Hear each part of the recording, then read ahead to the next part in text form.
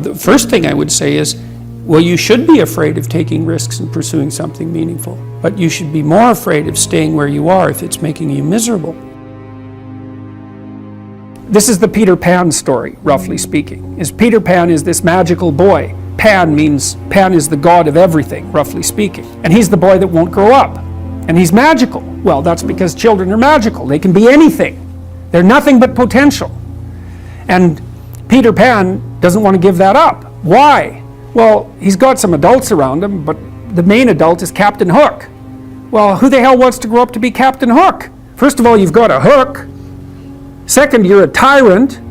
And third, you're chased by the dragon of chaos with a clock in its stomach, right? The crocodile. It's already got a piece of you.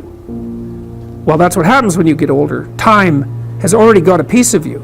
And eventually, it's got a taste for you. And eventually, it's going to eat you. And so Hook is so traumatized by that he can't help but be a tyrant. And then Peter Pan looks at traumatized Hook and says, well, no, I'm not sacrificing my childhood for that. So that's fine, except he ends up king of the Lost Boys. In Neverland, well, Neverland doesn't exist, and who the hell wants to be king of the Lost Boys?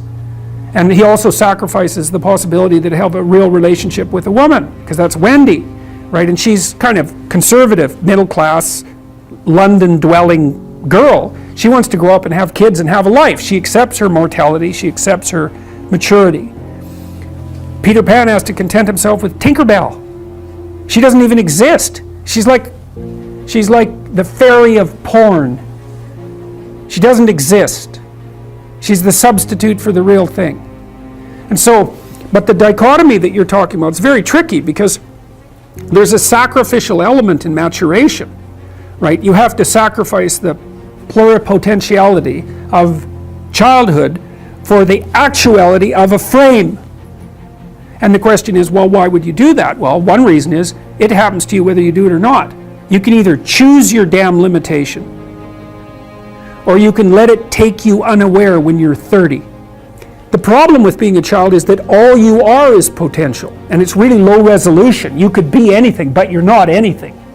So then you go and you adopt an apprenticeship, roughly speaking, and then you become something. And when you're something, that makes the world open up to you again. Part of the proper path of development in the last half of life was to rediscover the child that you left behind as you were apprenticing. And so then you get to be something and regain that potential at the same time. What do you say to those viewers that don't pursue their dreams and are locked in their careers because they are too afraid to take risks and pursue something meaningful? Well, the first thing I would say is, well, you should be afraid of taking risks and pursuing something meaningful, but you should be more afraid of staying where you are if it's making you miserable. It's like the first thing you want to do is dispense with the idea that you get to have any permanent security outside of your ability to contend and adapt. It's the same issue with children. You're paying a price by sitting there being miserable. And you might say, well, the devil I know is better than the one I don't. It's like, don't be so sure of that. The clock is ticking. Yeah, and if you're miserable in your job now and you change nothing, in 5 years you'll be much more miserable and you'll be a lot older. It's a luxury to pursue what makes you happy. It's a moral obligation to pursue what you find meaningful. And that doesn't mean it's easy. It might require sacrifice.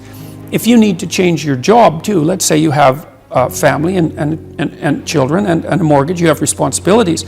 You've already picked up those responsibilities. You don't just get to walk away scot-free and say, well, I don't like my job, I quit.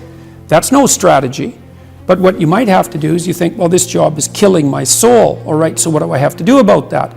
Well, I have to look for another job. Well, no one wants to hire me. It's like, okay, maybe you need to educate yourself. Maybe you need to overcome your fear of being interviewed.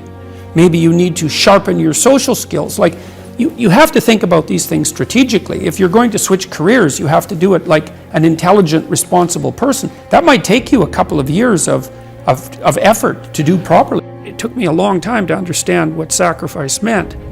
I started to understand that people often acted out conceptions before they understood what they meant. In any case, the idea of sacrifice, what a sacrifice means is that you give up something of value in the present so that you can improve the future. And you know, that's no different from what we call discipline. It's exactly the same thing. It's just that concretely acted out version of that. So the idea is that you have to give up something of value now so that you make the future better. And sometimes it's even something you love now, and that's a good example too, because often the things that stop us from moving forward are our attachments to things that we should no longer be attached to, right? And in fact, you can almost make that definitional. If you're not moving forward in your life, there's a high probability that you have some idea or some mode of action or some habit that you're so in love with that you won't let go of it.